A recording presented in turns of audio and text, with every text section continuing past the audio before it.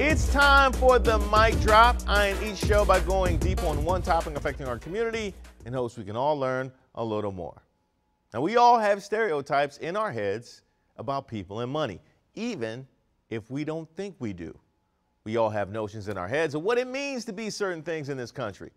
If a person is financially secure, what do you think? They're thought of as smart, hardworking, conscientious, and competent. They're assumed to be good people. Therefore, the ideals of goodness are ascribed to them.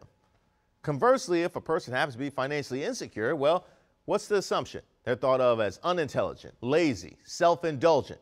In some cases, they're even seen as con artists, trying to take advantage of the system and us good folks. Never mind what kind of struggle they may be going through. They must have done something to put themselves there, and man, they would only work harder. Now, it's these imagined ideals that allow us to dismiss and dehumanize the financially insecure members of our society. You know what? There's a term for it: poverty shaming. Well, on Tuesday, the Montgomery County Board of Education unanimously voted against a proposal to give students whose families carry lunch debt a different meal than those who do not. And I am pleased to hear it. Frustrated, but pleased. The policy itself, proposed last May, would have seen students with more than $35 in unpaid lunch bills receive an alternative meal of a cold sandwich, fruit, and milk rather than the hot meal their classmates would get. I wonder if they were, planning on making them all sit together at an alternative lunch table too. That way it'd be easier for the other kids to spot and clown them, because that's exactly what was going to happen. That alternative meal would be a steaming plate of humiliation. Oh, no, wait, I'm sorry, a cold plate of humiliation. The fact that somebody thought this was a good idea is bothersome to me. Remember that time you were at the store counter and your credit card was denied in front of a bunch of people because you were late on a payment? Remember how hot it got all of a sudden? That was in front of a group of strangers.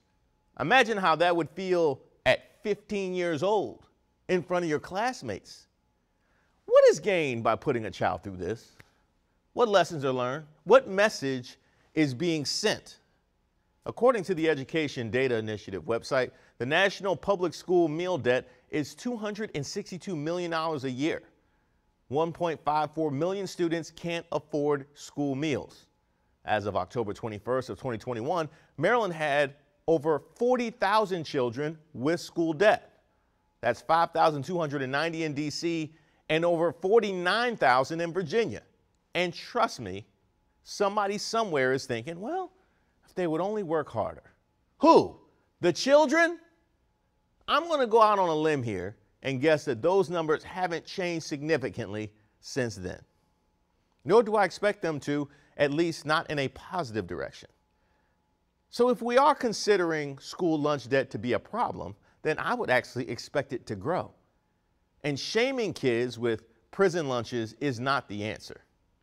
We may not be the richest nation on the planet anymore, but we've got enough money to educate and feed our children.